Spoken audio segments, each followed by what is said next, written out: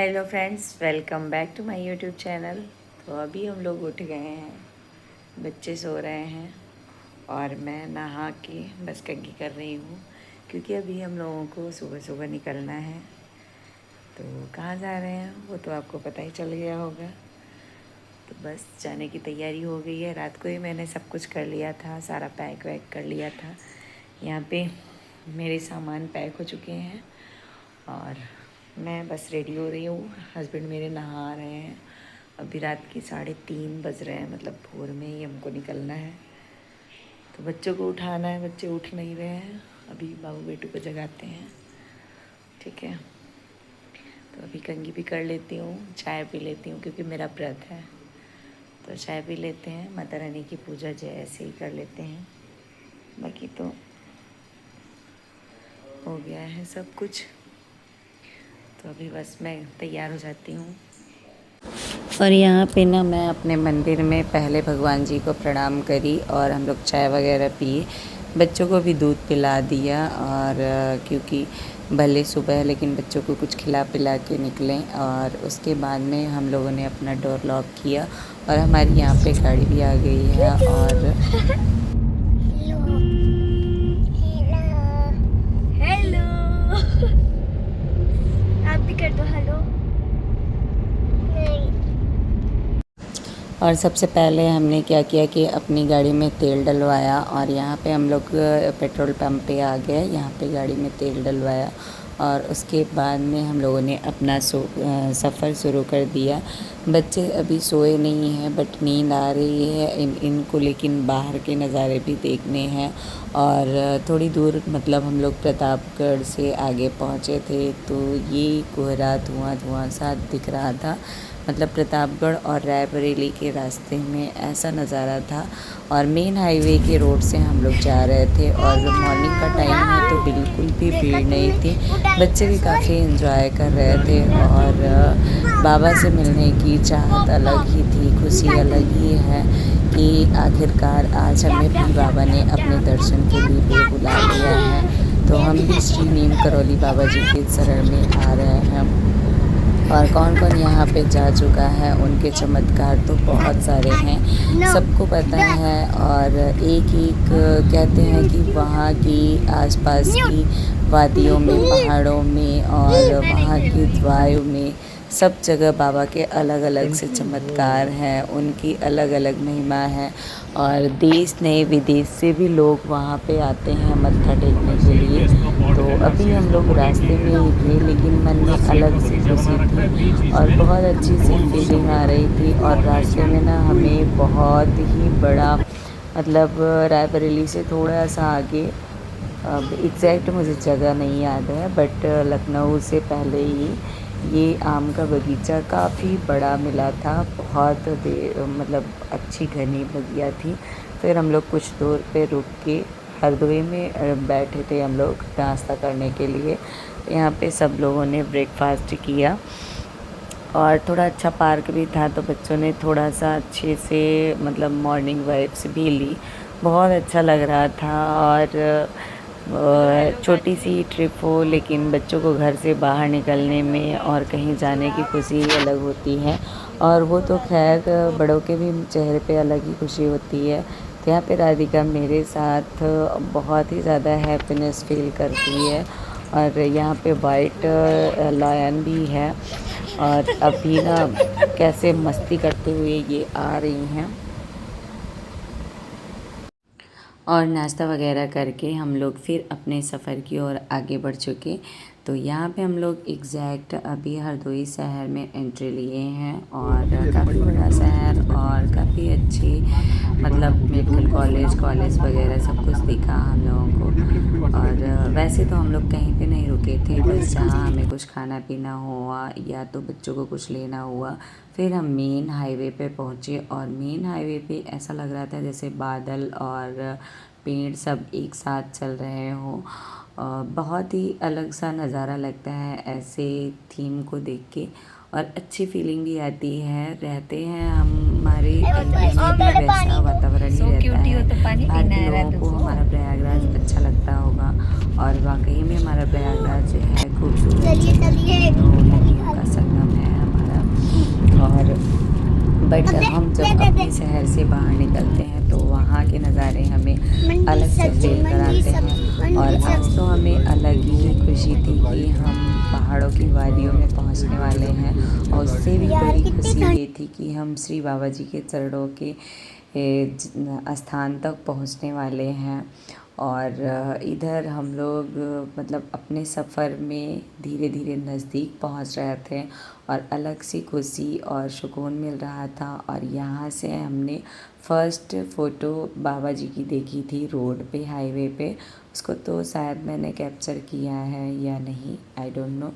और यहाँ पे राधिका, बेटू, बाबू तो जाके डिग्गी में ही बैठ गया है, उसको वहाँ पे सोना है। और फिर हम लोग आगे बढ़े ऐसे ही।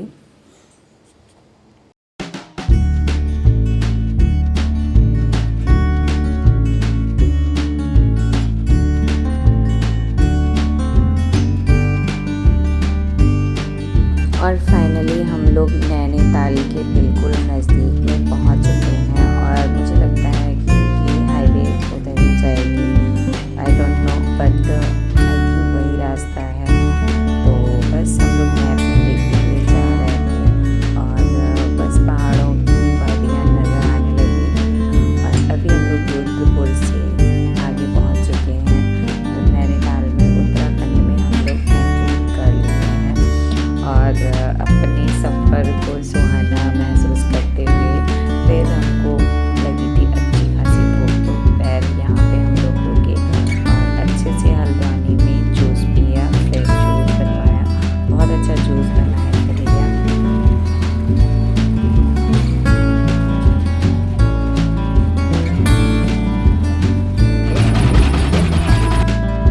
और फिर हम लोग जूस वगैरह पी के आगे निकल लिए, और अभी हम लोग हल्द्वानी में थे। उससे पहले जो पहली नदी पड़ती है, सबसे पहली नदी यही पड़ी थी, और थोड़ा बड़े ही बहुत चौड़ी नदी थी, और इसमें पानी तो बिल्कुल नहीं था। भैया ने बताया था कि ये मतलब कि बरसात में इसमें काफ़ी पानी होता है, उसके बाद ये स्टोन के अंदर भी जाते हैं पानी और मौसम में।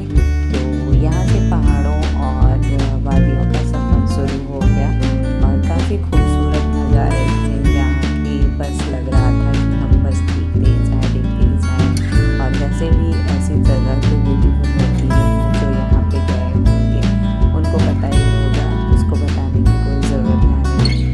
और अभी लगभग 2 बज रहे थे हम लोगों को यहाँ पहुँचते पहुँचते, मतलब सुबह 4 बजे से हम लोग अपने प्रयागराज से निकले थे। फिर अपने प्रयागराज से और करौली धाम 630 किलोमीटर की दूरी पे है, तो अभी लगभग 80-85 किलोमीटर की दूरी पर है, काफ़ी दूर पे है।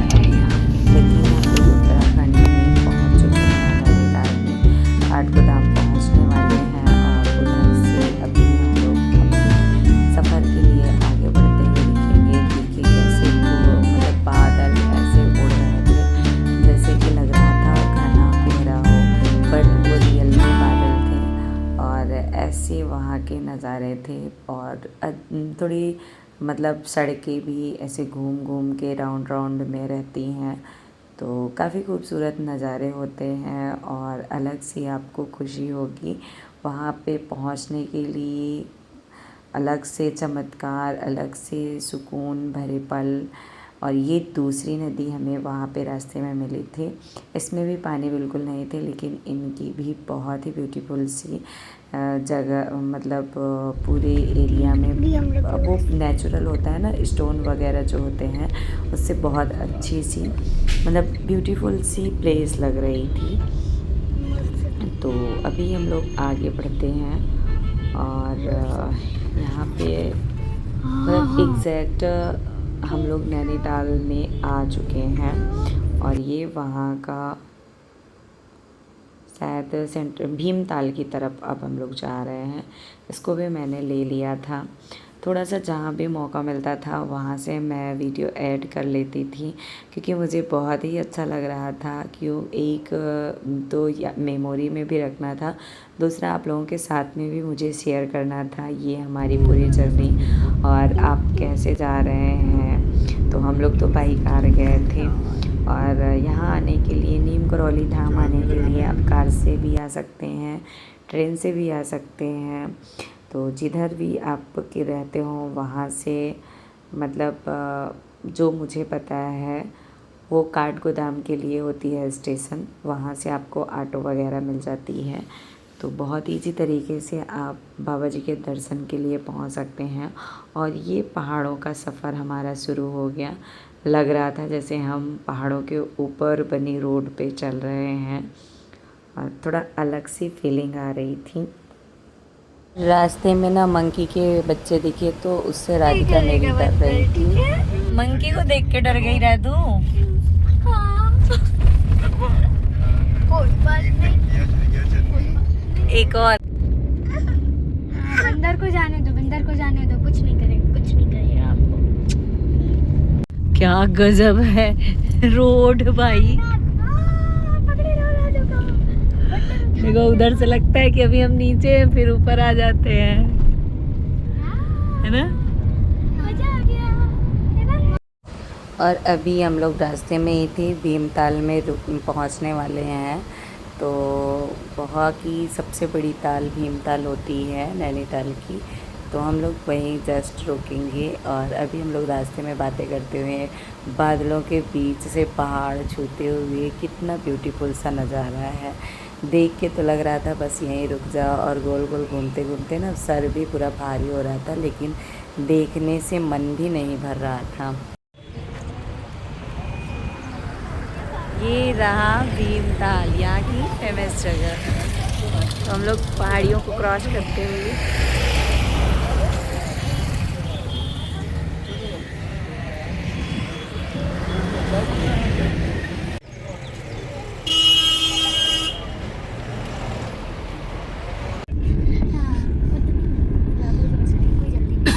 पापा पर मेरा पेट दर्द करने लगा भूख के मारे। वो जैकेट पहना है तो बस लेकर अब यहाँ पे सबके स्वेटर निकाल। आओ क्या नज़ारा है यहाँ का, ये देखिए।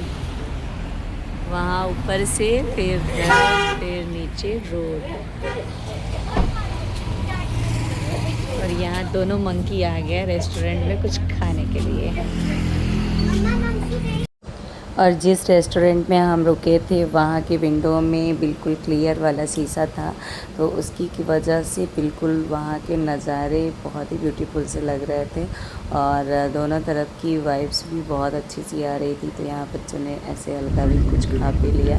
फिर हम लोग आगे बढ़ चले बाबा के धाम की तरफ। और यहाँ पे ना अलग से ही शांति महसूस हो रही थी कि जैसे हम लोग बाबा के धाम में पहुंच रहे हैं। और कुछ कमी थी वो पूरी होने वाली है आज।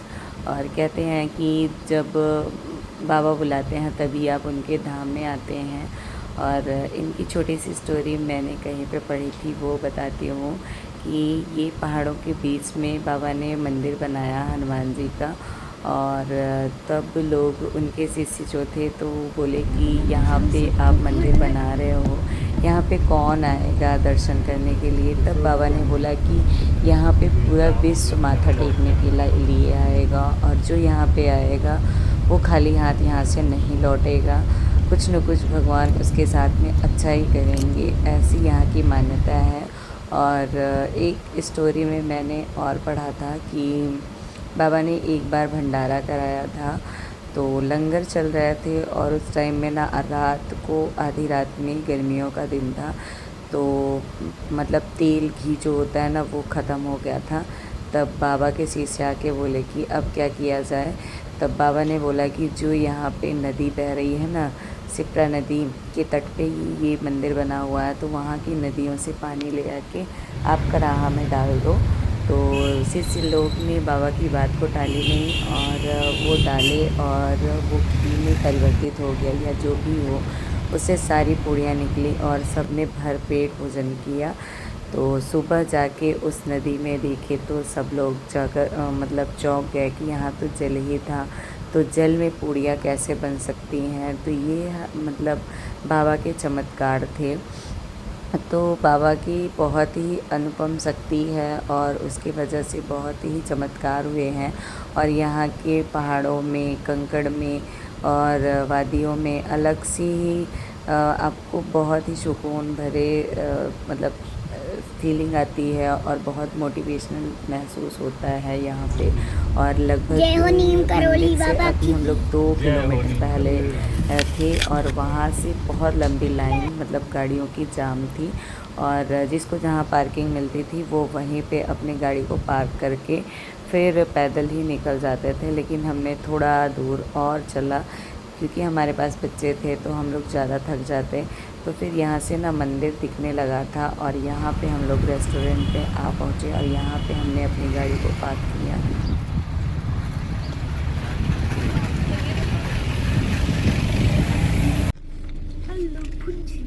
पंजाबी तो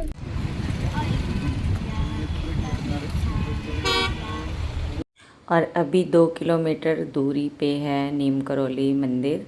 लेकिन पहाड़ियों के ऊपर से मंदिर धाम दिखाई देने लगा था। और लाइन गाड़ियों की लाइन कुछ इस तरीके से है, जहाँ जिसको भी अपनी गाड़ी को पार्क करने की जगह मिलती थी लोग अपनी अपनी गाड़ी पार्क करके बस धाम की ओर पैदल निकल रहे थे। हम लोग भी थोड़ा सा आगे चले, फिर यहाँ सामने होटल में आए और यहाँ पे हमने भी अपनी गाड़ी को पार्क किया।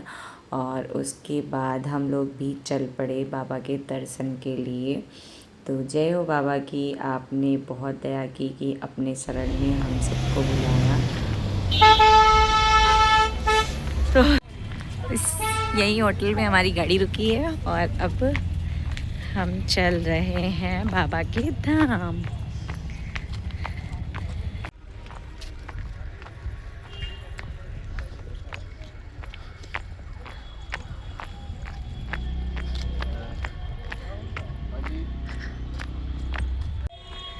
यहाँ पे धतूर के फ्लावर्स येलो हैं और पेड़ कुछ इस तरीके के हैं।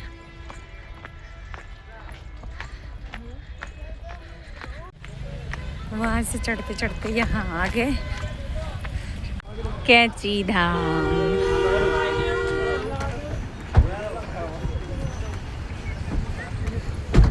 बेटू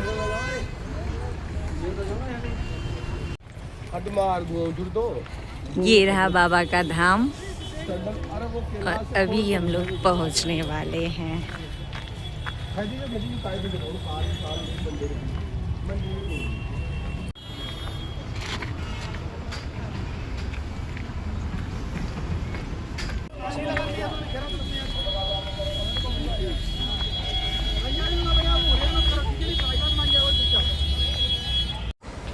अभी हम लोग रोड के जस्ट किनारे आए हैं और रोड के जस्ट बगल में नदी है और नदी के पार में मंदिर है।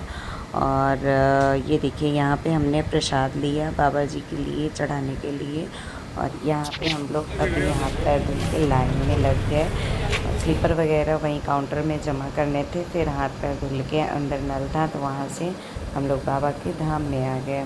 और अभी गेट के बाहर ही हम लोग लाइन में थे इसलिए कैमरा ऑन था, क्योंकि गेट के अंदर होते ही फिर कैमरा ऑफ हो गया था तो हमने वीडियो बनानी भी बंद कर दी थी, क्योंकि वहाँ पे सख्त लिखा था कि फ़ोन कैमरा लाना अलाउड नहीं है। तो मैंने भी वही किया।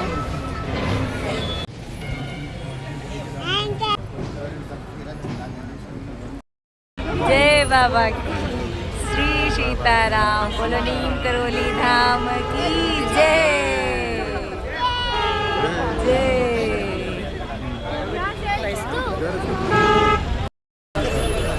सीताराम सीताराम सीताराम सीताराम सीताराम सीताराम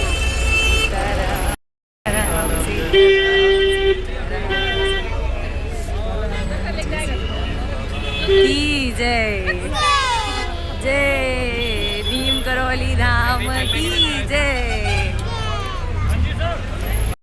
और अभी हम लोग दर्शन करके बाहर आ गए तो यहाँ पे बाबू ने प्रसाद लिया था और सामने ही जस्ट रेस्टोरेंट था तो हम लोग वहाँ पे बैठे खाना वगैरह खाने के लिए। और यहाँ से मैंने डुअल कैमरे से वीडियो बनाई थी, फ्रंट और बैक की एक साथ में।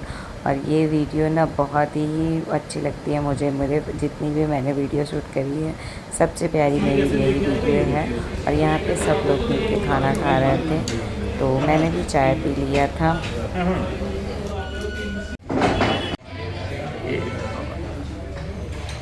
बाबा ना दू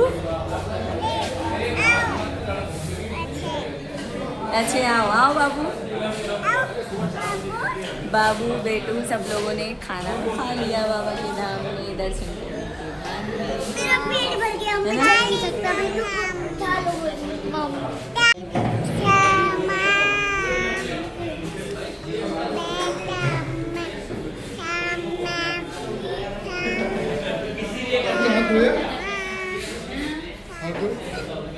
और अभी हम लोग जहाँ पे रुके हुए हैं जिस रेस्टोरेंट में, वो बाबा के मंदिर के जस्ट सामने ही बहुत ही प्यारा सा रेस्टोरेंट बना हुआ है और बहुत अच्छा खाना भी मिलता है यहाँ पे। तो यहाँ पे मैंने चाय पिया कि बाबा के धाम में आके मैं भी कुछ यहाँ का ग्रहण कर सकूं, क्योंकि मेरा व्रत था, तो इसलिए मैंने चाय बस पिया और बाकी सब लोगों ने खाना खाया। और मैं तो बस जब तक ये लोग खाना खा रहे थे और जब तक हम लोग वहाँ पे थे, बस मंदिर को ही देख रही थी। और मंदिर को देख के इतना सुकून और शांति मिल रहा था, मन कर रहा था कि हम यहाँ से कभी जाएं ही ना और बाबा अपने शरण में हमें भी बैठा लें। इतना सुकून, इतना शांति तो आपको शायद ये कहीं पे मिला होगा जितना कि मुझे यहाँ पे आके मिला। और बहुत ही अलग सी मतलब पॉजिटिव फीलिंग आ रही थी कि बहुत सच में ये दिव्य शक्ति है और अलौकिक मंदिर है।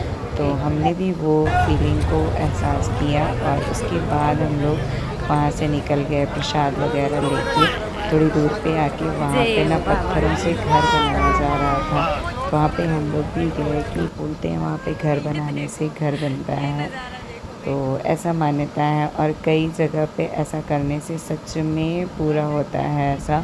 और ये वीडियो मैंने अपने डुअल कैमरे से बनाई थी कि वो फ्रंट और बैक दोनों को एक साथ में कैच करता है, तो ये मैंने एक साथ में बनाया था। और अभी हम लोग एग्जैक्ट मतलब 5:15 बजे बाबा के दर्शन कर लिए थे। मतलब सुबह 4 बजे हम लोग अपने रूम से निकले थे, तो मंदिर पहुंचते पहुंचते हमको 4:30 बज गए थे।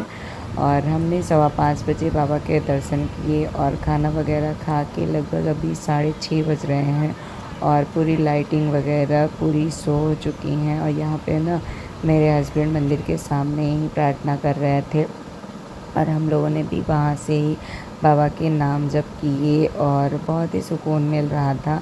आपको भी जब भी यहाँ आने का मौका मिले तो यहाँ पे जितना हो सके अपने मन में बाबा जी का सुमिरन करना और बहुत अच्छी पॉजिटिविटी आती है। और कहते हैं कि यहाँ से इनका महाप्रसाद चना मिलता है, उसको भी लेना चाहिए। तो वो जब आप मंदिर से बाहर आएंगे तो पहले ही देते हैं। और मंदिर में एंट्री जैसे ही करेंगे हम, तो वैसे ही दुर्गा मैया की मूर्ति और भोलेनाथ जी की और ब्रह्मा विष्णु महेश तीनों देवताओं के साथ में, और फिर श्री हनुमान जी की बहुत ही अलग सी अनुपम मूर्ति है। और उसके बाद में आपको बाबा जी के बैठे हुए, लेटे हुए और गुरु माँ शिष्या के साथ में सारे मंदिर के एक साथ दर्शन होंगे। और बहुत ही अलग मतलब अलौकिक मूर्ति है माता रानी की यहाँ पे 2 जगह पे। एक जब आप एंट्री करेंगे तब, और जब वापसी के लिए आप आएंगे तो भी काफ़ी बड़ी दुर्गा मैया की मूर्ति है। तो मंदिर के अंदर की वीडियो तो लेने नहीं देते हैं, कैमरा ऑफ करवा देते हैं। तो मैंने वीडियो के ज़रिए ही अभी ना वहाँ के लिए ही आप लोगों को बता दिया कि वहाँ पे इतने भगवान जी की मूर्तियाँ हैं और ऐसा मंदिर है अंदर से। जो गए होंगे उनको तो दर्शन करे हैं तो उनको तो सब पता है, जो नहीं गए हैं उनको मैंने बताया है। और वहाँ से अभी हम लोग नैनीताल के लिए निकल चुके हैं और मेन चौक में नैनीताल के मतलब मेन उस पे थे चौराहे पे हम लोग। तो अभी हम लोग अपने होटल की तरफ जा रहे हैं, क्योंकि अभी रात के 9 बज चुके हैं हम लोगों को वहाँ से पहुँचते पहुँचते। और अंधेरा भी था, तो ऐसे लग रहा था जैसे हम तारों के शहर में हैं। और यहाँ पे अभी जस्ट हम अपने होटल में आ गए थे। ये गौरी होटल था हमारा। और ये रहा, बहुत ही ब्यूटीफुल सा होटल था और बिल्कुल जस्ट झील के सामने ही था और बहुत अच्छी प्लेस पे था। यहाँ पे ऊपर में गाड़ी पार्किंग हुई थी और बहुत अच्छा सा बेड वगैरह बहुत अच्छी सी थी। तो यहाँ पे हमारा सामान भी आ चुका था और अभी हम लोग, बच्चे तो बस आते ही सो गए क्योंकि बहुत ही बहुत ज़्यादा ठंडी ठंडा है। था यहाँ पे। हमने कपड़े कम लाए हैं वूलन। राधु भी चीख रही है। राधिका की नाक और अभी हम लोग होटल में आ गए हैं, लेकिन जितना हमने सोचा नहीं था उससे कहीं ज़्यादा यहाँ पे टेम्परेचर है और ठंड बहुत ज़्यादा है। तो मैं तो एक एक बस स्वेटर लाई थी कि ऐसे बहुत ज़्यादा तो टेम्परेचर होगा नहीं, लेकिन है यहाँ पे। और बाबू का तो वो भी भूल गई थी मैं लाना, छूट गया। राधु और बेटू, मेरा तो हो गया था। और आप लोगों को ये ब्लॉग कैसा लगा ज़रूर कमेंट्स करिएगा। और नेक्स्ट ब्लॉग मैं अपलोड करूँगी जल्दी, तो उसमें मैं पूरा डिटेल से नैनीताल में हम लोग कहाँ कहाँ गए थे वो वीडियो होगी। तो नेक्स्ट वीडियो ज़रूर देखिए। Thank you so much.